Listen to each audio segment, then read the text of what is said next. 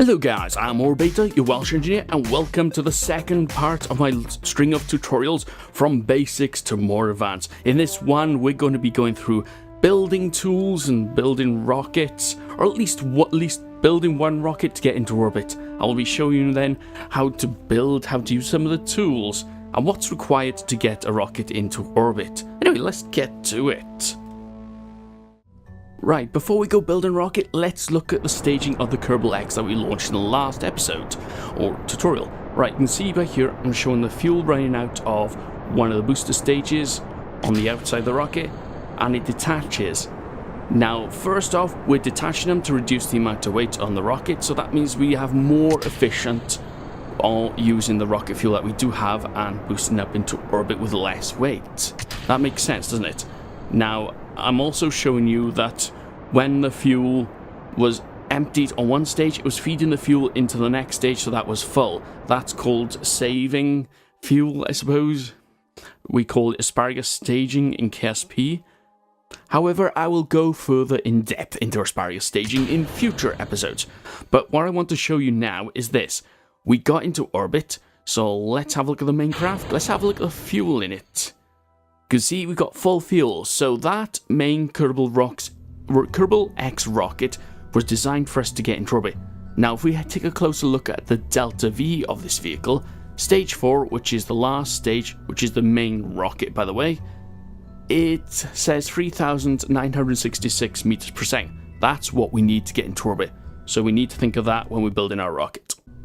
Right, now that we know what we require in staging wise to get up into orbit, we require the delta V. I'll go over thrust to weight ratio in a minute. I think to make this easier, let's go ahead and build a rocket ourselves. Let's build a probe. So first off, let's click new in the top corner. The first thing you do before you build a rocket, you need a control part. Now you can choose some other part, but most of the time you'd want to be in the pods menu and choose one which a remote guidance unit, which is a probe cores here, or a command capsule which allows your Kerbal to be seated inside a cockpit of some kind. Okay, let's go ahead and pick a probe because it's much easier.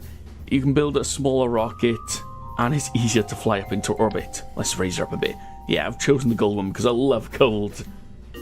Okay, to make this into a satellite, we need some power first. So let's go to electrical tab, and you'll note that some parts, let's go ahead and choose the SPL1 x6. You can attach radially and almost anywhere on the rocket.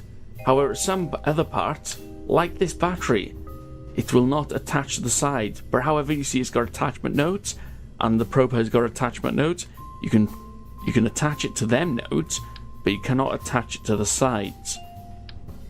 No matter what you do, even if you use the WASD keys to rotate it sideways, it will not attach until it's the right orientation and attaches itself. Now, sometimes you'll find that you might have weird angles. If it is close to the orientation of the part, it will clip. It will fit into place, so yeah, you don't have to worry about that. Anyway, let's go ahead and put some solar panels on there. Now, the first tool you want to use is the symmetry tool, put it to 2. You can also use X on the keyboard to go through that.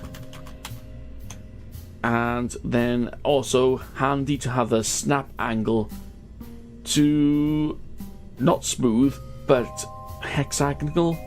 That way, when you put it on the pod, it snaps into place. You don't have to try to get it perfect. If you go on smooth, sometimes it's hard to get in the perfect place, center, but if you have our snap angle on, it'll snap to the center part, to the center area. And you see now we've got symmetry 2, it'll perfectly put the part on the side. Now you can check to see if the solar panels will hit anything there, so you can do the animations, because if it hits something, it can be easily knocked off.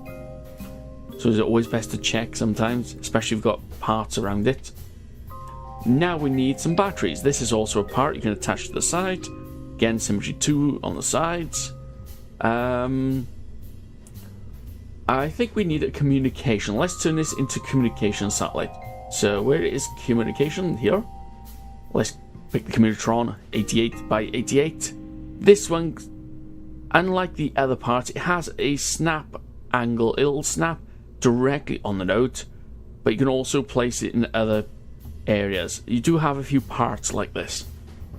And if you are struggling, say you're trying to attach it, but it keeps on going all over the place, it won't attach, what you can do is hold down Alt. And don't worry that symmetry is on 2, it'll only put one part on if you put dead center. But if you hold down Alt on the keyboard, go over the node, and it'll snap onto the node and nowhere else. Hey presto! That is fixed. Awesome stuff. Also, again, you can do the animation for this. It'll open up a dish. Right, now we have that. We need some kind of rocket engine to propel it around in space, because it's not going to be in perfect orbit. We might have to move it around a bit, because there is a communication satellite. We need to point in the right direction. Not really, that's sort of like automatic in the game. So first off, go to fuel tanks. Let's use the FLT 100 fuel tank. Now we need a rocket engine. By the way, the fuel tanks come in different sizes as well as different types.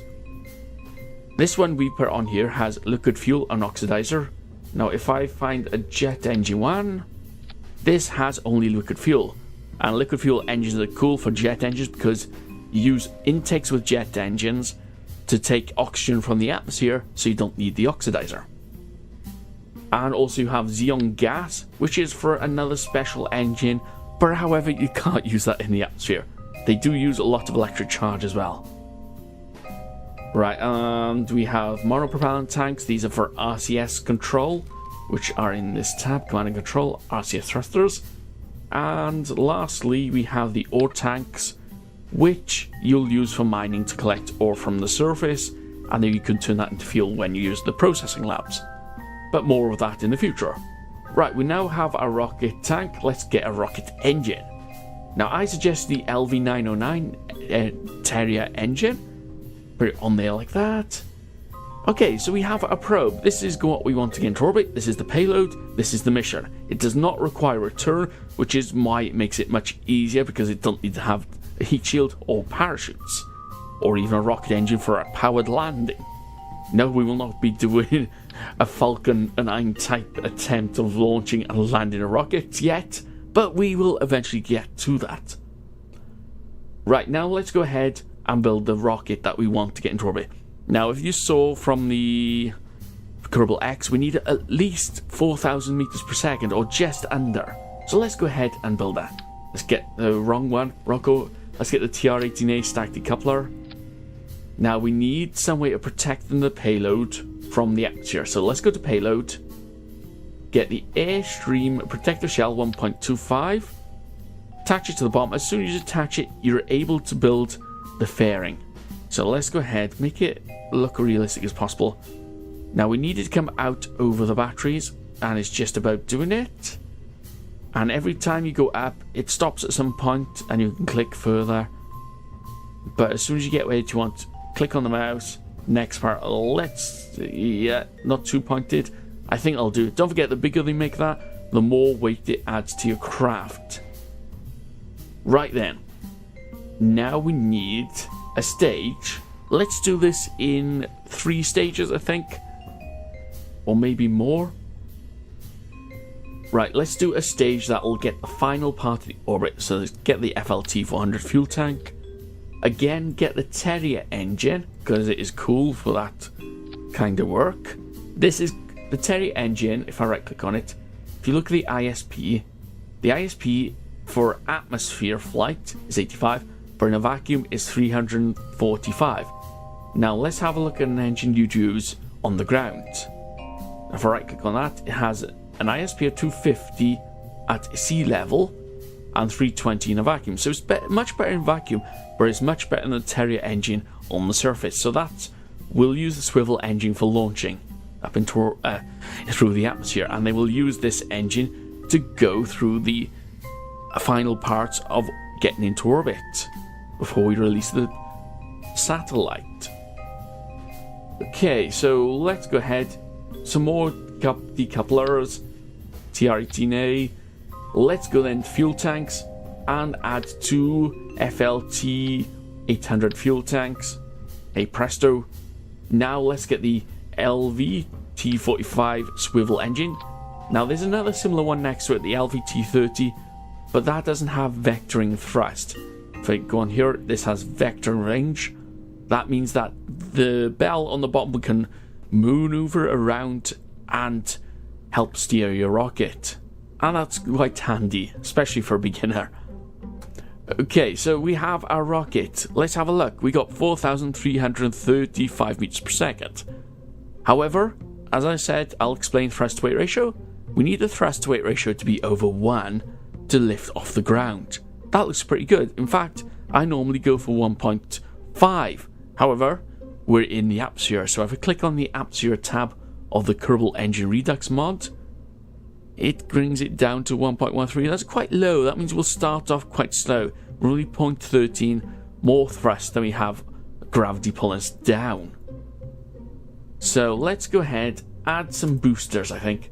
And again, we'll need some decoupling. This time, just use radial decouplers. Now, unlike these stacked decouplers, they don't need a node to connect on. They'll attach to the side. Make sure our symmetry is 2. Attach to the side here. And let's go to engines. And let's use a solid rocket booster this time. I've chosen the RT10 hammer. Attach them to the side like that. They'll do. You don't need to attach struts there because they're quite small. And this attachment point will be perfect. However, if you are worrying about wobbling, like some people do, you can right click and do auto strut, and you can do that on every part, in fact. That way all the parts will auto strut and they'll be secure as you're launching. Don't forget the decouplers and the rocket engines as well. I'll quickly do these. But if you want external struts, you can go to structural and use the EAS4 strut connector. Like so. But let's not bother with that for now. That's normally called space tape in the Kerbal world. Right. The problem with these boosters, they don't have aerodynamics with them. So let's go to aerodynamics. Choose nose cone. Click it on top there, and that does help with the launch because aerodynamics is a big thing in Kerbal Space Program. That's going to flip a load of your rockets out before you manage to get them into orbit. Okay, let's have a look at the thrust-to-weight ratio. It's a bit high, 1.8. Let's reduce that a bit. Let's reduce it to 1.5. Not much adjustment. And don't worry, you don't have to adjust each engine. If you got it on symmetry, each engine will adjust at the same time as you do these. As you do one or the other. Okay, this is ready to get into orbit. But first off, as we're in the aerodynamics tab, click on the AVR8 winglet. Next time, put symmetry to 4. And attach these. Now, I'm going to attach them at an angle like this. There's a good reason for that. When these decouple, they might fly backwards and hit the winglets. So if we had them directly behind them, it will damage the winglets. So if we just attach them at a 45-degree angle all the way around, that's perfect. Now for the last thing, the launch stability enhancers. They may not be essential, but let's get used to using them because the larger your rocket, the easier it is to use these. Let's go ahead. You can either attach them to the boosters or you can attach it to the center rocket. I'm going to attach it to the center rocket. Okay, I think we're ready. Oh no, we're not, I hear you say, because we have not done the staging. Okay, as you attach and detach parts, sometimes the staging goes awry. In fact, these readings may not be exact because we haven't dealt with that. Alright, first things first, we want the solid rocket boosters and the main engine to fire first. So, let's go ahead and put them together. See, thrust-to-weight ratio has jumped up now. So we're going to again have to reduce that to 1.5. Now all we have to do is make sure that this stage will burn out first. I'll quickly check that. Put Kerbal Engine Redux mod to full mode. It gives you a lot more stats, but it also tells you the burn time of each stage. What you need is these boosters to burn shorter time than you do the main engine. So as long as you've got this is 55 seconds. The main engine there will be 1 minute and 17 seconds after the boosters. So let's try this anyway. Let's reduce this so it takes a lot longer. As I make it longer, you see stage 5 disappear on the list. That's because these are going to burn longer than the main engine. We don't want that. We want to be able to decouple them before the main engine runs out. So again, let's make sure we're on atmospheric, and 1.53, that'll do. And let's change this back to compact, because we don't need the times now. Right. Also, we want these decouplers to decouple, these launch stability enhancers, at the same time as we fire the engine, so we go straight up. Then we want the side decouplers to decouple, getting rid of these rocket boosters after they're empty. Then once the main rocket is empty and we're close to getting into orbit, we want that to decouple. And then we got stage 3 that rocket engages, gets us into the final orbit. We can decouple the fairing at that point. That's what this box means. And then we can decouple the main satellite from that and then engage the main rocket to finally get it into its final orbit, wherever you want it to. But all we're going to do is get this into orbit. So let's quickly go to the launch pad. First off, let's switch off atmosphere. Check to see if the total delta V is more than enough to get us into orbit. That is definitely more than enough. We can reduce the fuel in this, but let's leave it like it is. Because the extra delta V might help you get into orbit. Okay, I'll meet you on the launch pad. Right, now we're on the launch pad. I'll leave the Kerbal Engine Redux mod up so you can look at the delta V readings. They'll increase first off as we launch, because you see the total is a lot lower than what we have. That's because we're in the atmosphere. That's going to reduce the amount of delta V we can get out of it. Say if we stayed in the atmosphere, that's the entire delta V we'd have, but we want to get into space, so let's go ahead and do that. I'll run the video at 2x speed so you can see me doing the gravity turn. It's probably not going to be perfect, because I have to admit I'm not the best pilot in KSP, but I will do my best. And then you can watch the staging as these solid rocket boosters run out, and then we have to decouple them. I don't have to put that there because the boosters will show their fuel amount on here. I will keep an eye on that, ready to decouple. Anyway, let's go and launch. Okay, activate SAS. Engage full thrust and stage. Now from the first thing as you launch, turn right, but make sure you get the center of the nav ball in the center of the program marker. Don't forget to use the nav ball as your controlling guide, otherwise you may mess up your launch. And note at the top of the rocket we've got aerodynamic effects on the nose cone, so reduce the thrust slightly, and as soon as you stage the 2 boosters, then go back to full thrust.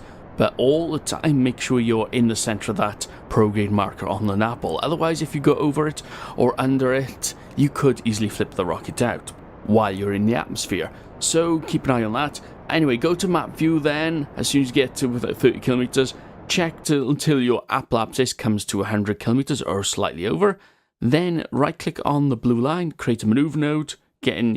Try to get your orbit as circular as possible, or at least on your maneuver node. Then point directly at the maneuver node, and at this point you can deploy your fairing. That'll save a little weight. And as you note on the nav ball, the maneuver node has created an estimated burn and node in T minus wherever seconds. Now you want to burn halfway for that node before and after, but do note as soon as you stage, that will change because the amount of fuel in this rocket and the thrust to weight ratio of this rocket is slightly different. However, if you follow the design, that doesn't matter because you've got enough fuel and enough delta V in this stage to make sure you get into orbit before you re-enter the atmosphere, as long as you boost it to 100 kilometers on your launch. Right, as soon as you get close to the end of the maneuver node, thrust down slightly. And what you want to do is feather the throttle until you come close to 0. As you can see, we're 0.5 meters per second over. That's okay. As long as it goes greens, that normally shows that you're close to your target maneuver node. And now that we're in orbit, we can mess around. First off, let's stage that got us into orbit. Again, decouple, engage the new rocket engine of the satellite. Now we can deploy the solar panels and the antenna. So we have a radio dish. We can now communicate with the ground. Okay, so that's done. Let's have a look at our orbit, because if you looked, we were at an inclination. I'll go into more detail in the future, but what I'm going to do here, I'm going to target the man. We're not going to go to the man, but the man is handy because it's in equatorial orbit. And if we use the ascending or descending node and create a maneuver node over the top of the ascending node, as we did there, we can create a maneuver to flatten out the orbit of our spacecraft. Now, I've chosen the ascending node. Yeah, I had to go around the planet all the way around towards the maneuver node. You can do it on the descending node. It doesn't really matter. But what we're doing here is we're going to thrust the rocket down to put it in the perfect circle. Well, not perfect circular, but a perfect inclination. Inclination is the angle of the orbit that you're on. And I think the normal inclination is 90 degrees or something like that. But anyway, burn that again, thrust down when you get close to the end of the node. That was quite a short burn, so you can see that was pretty easy to do. And what I'm going to do here is I'm going to extend the orbit of this. So if you head prograde, extend your orbit. This is called the Hoffman transfer. I'll go into more detail in the next tutorial on that. Now again, when you get to the apoapsis, go prograde, burn again, until we're about, I decided, a 2 kilometer orbit. As soon as you see the apoapsis and the periapsis swap places, that means you go near perfect circular orbit. But there we go, we are high over Kerbal, ready to transmit anywhere on the planet. Anyway, let's get back to the Kerbal Space Center and build something else.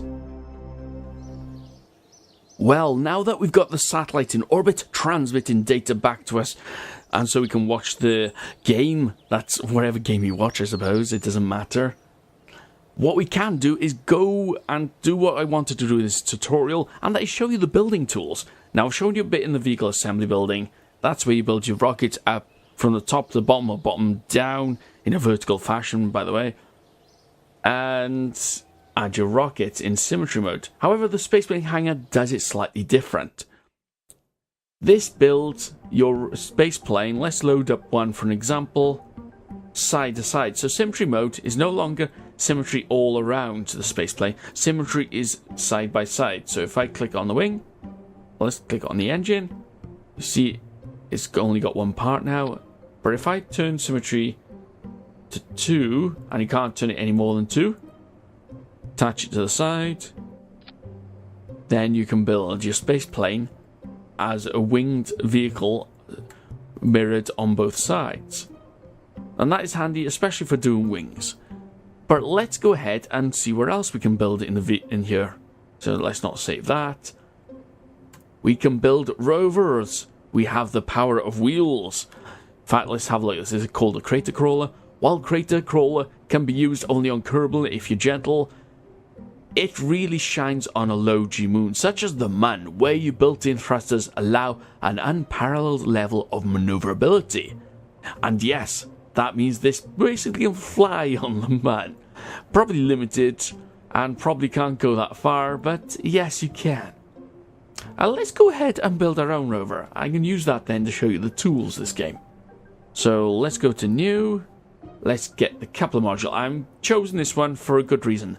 Your Kerbal can look at the front of it, so you can view from inside the cockpit. And let's go ahead and add, I suppose, let's go ahead and add a fuel tank. The idea of this is then we can attach a rocket engine, so after we've done a bit of rovering, had a bit of fun, we can go boosting out to wherever we want. So let's go ahead to the engines. Which engine should we use? Let's use the Poodle. It'll be fast enough, and it'll give us enough thrust to weight ratio for us in the atmosphere. We don't need this to be over 1, unless we want to fly it away from Kerbal. We need that. We don't really need to be that thrust weight ratio of 1. Okay, next thing, we need some wheels. Now, the cool thing with this game Some of the parts you can attach anywhere. So let's pick one of these, the modular girder. But symmetry to 2. And this is where some of the tools shine. And we could put that on the side for a reason. If I go to these tools up here, you've got move tool, you've got rotate tool, and you've got root tool. First off, we want the rotate tool. Click on the part, and let's rotate it sideways so it makes a strut on the side there. That is there for us to attach the wheels.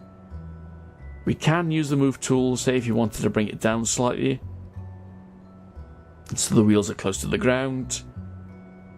Or if you're any knowledge about cars, you can bring it out a bit further. Yes, that looks a bit odd, so we'll probably move it a bit closer. And there you go. I think that'll do for us. Right, the problem with doing this, though, is that this is attached only on the top side here where we first attached it. It's not attached to the bottom, so it can move about a bit. You can remedy this by right-clicking on it, auto strut. But let's go ahead and use the space tape that we have here, or EAS for strut connector. Let's attach it to the girder, and then to the back of the rocket. This will help make sure that this stays stable when we got the wheels attached to it. And talking of wheels, let's go ahead and add the wheels. Let's go to ground. And we got a couple of wheels. These are sort of obviously aeroplane wheels. You got then the landing gears at the top. But then you got 4 wheels options on the bottom. Let's have a look at them. Right, got the Rover Max, which is a nice sized wheel. We quickly just attach it. It could be good for what we want. Let's check the next one. This one's a bit small. This looks like something you'd use for a robotic rover. The Rover Max. Oh my god, this is too huge. This will draw too much electricity and we'd be out of battery before we finish. Let's go for the next one. Ruggedized. Okay, this is pretty good. However, if I attach that, use the rotate tool to make the wheel go the right way round. You can see, it might actually hit the floor. It might actually get us. It might actually touch the floor before the rover. So let's use the move tool.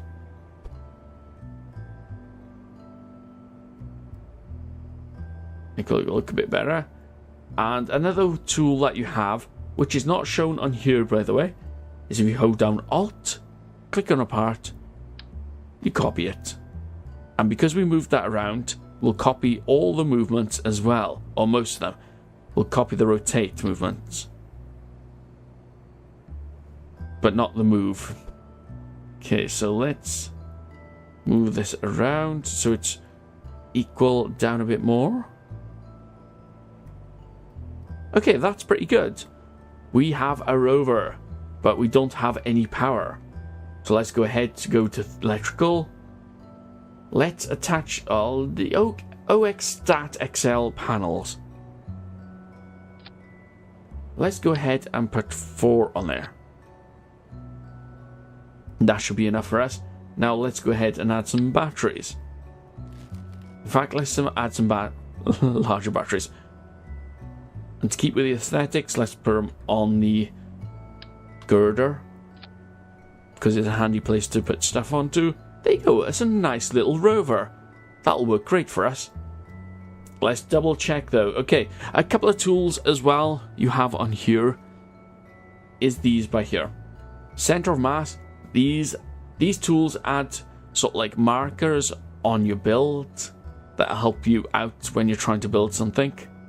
Center of mass is good for when you want, say if you just want the rocket to be thrust in and you want this to fly. You want the center of mass to be the center, same position center as your center of thrust, which I'll switch on here. Now, if we put this on, get as close as we can. You see center of mass. Don't know if you can see it on YouTube, but it's slightly lower than the center of thrust.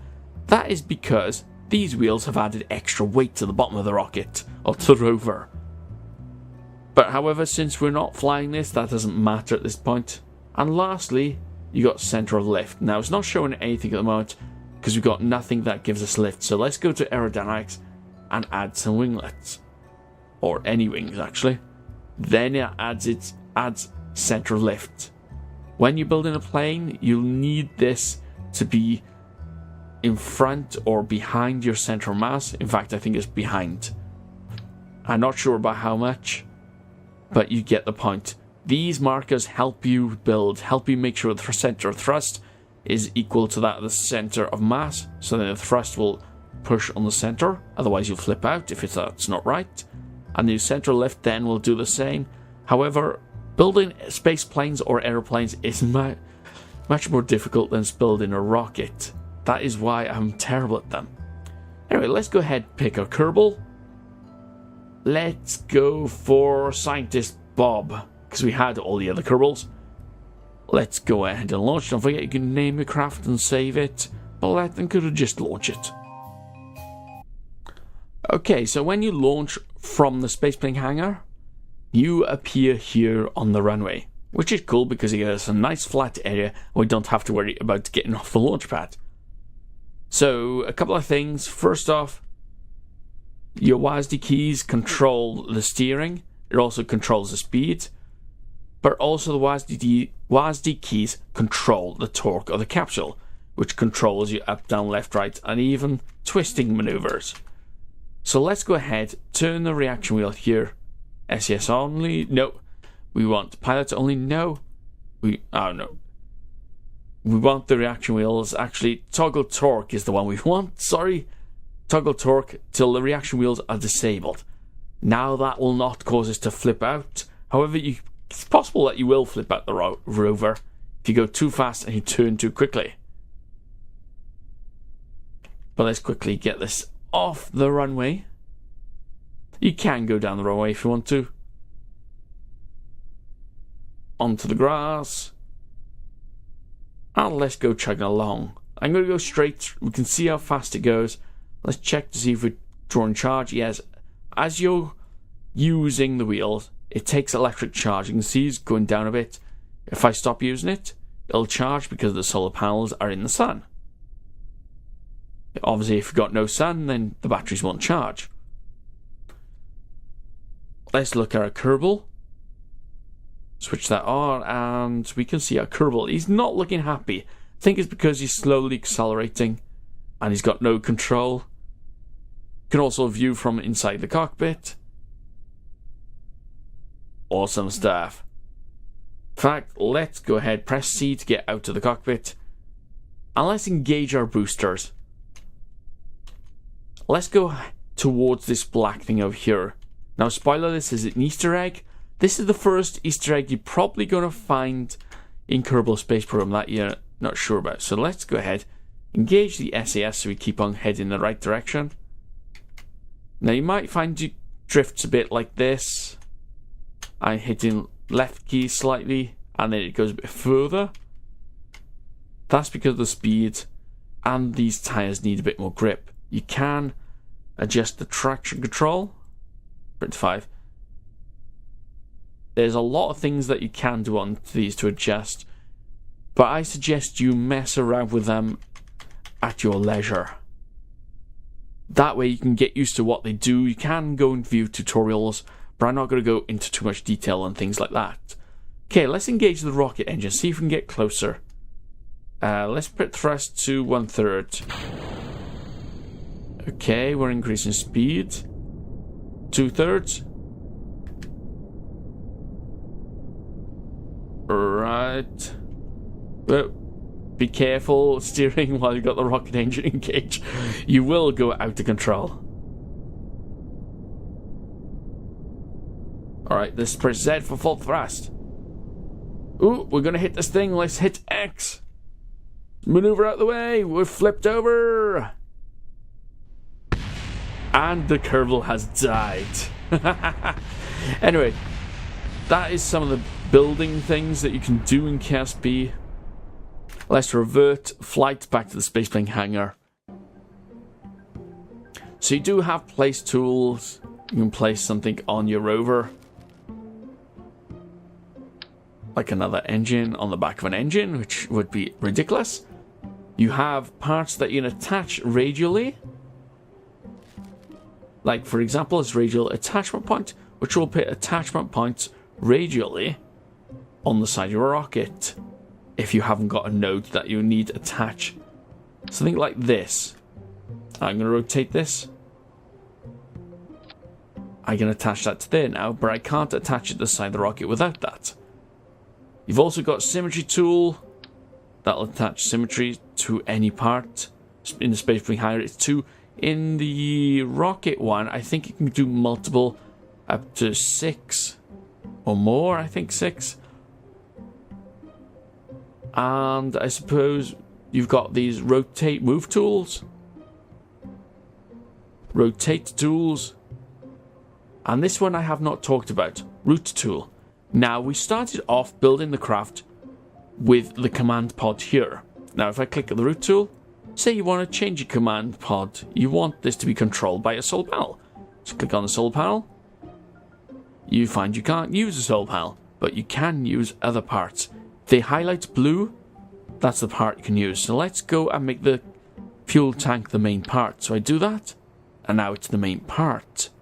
I didn't realise I put Mickey Mouse ears on this thing.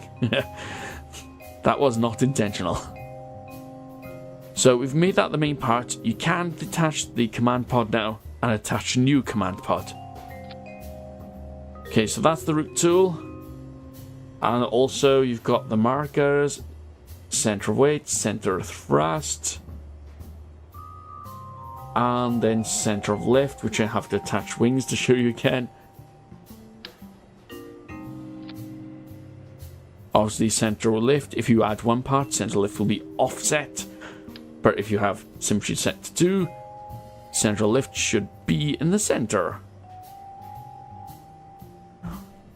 Alright, I'll go into building space planes in the future, but let's go ahead and launch this and see what this will react like. Launch anyway. Oh. We do not have a Kerbal. I'll be right back. As you can see, even I do mishaps. Anyway, let's see what this rover does with these silly wings. Let's engage SES, full thrust, and engage engine. Now, obviously it's going to go slow because we've got low thrust to weight ratio.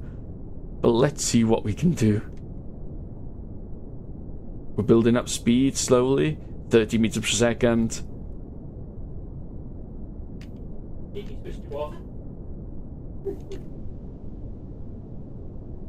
Now we're traveling at 60 meters per second. Oh, and we're out of control. I was trying to steer it. And we destroyed the runway. I can't see it there. Okay, I'm going to leave this tutorial at that. I'll be a bit more in-depth, I suppose, with rockets and orbital maneuvers. And essentially ones that will get you to intercept the man. We may even delve into landing. So anyway, I'm Orbiter. Trust me, I'm an engineer. And this zoom is not working correctly now. And we'll have to fix the runway before we come back. Anyway, see you guys in the next tutorial.